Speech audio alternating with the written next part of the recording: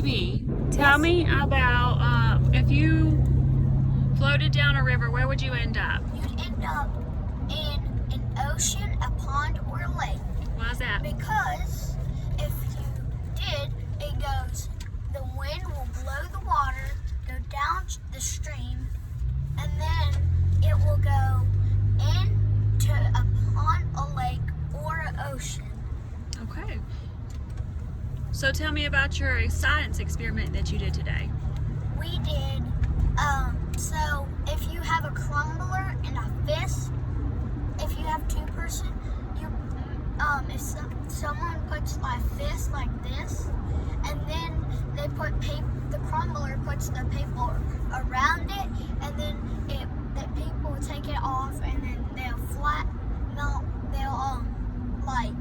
crumble it, and then they'll uncrumble it, and then you get a blue marker if you want, and then you get a blue marker, and you trace in the big parts of the mountain, and you get a spray bottle, and you spray some water on it, and then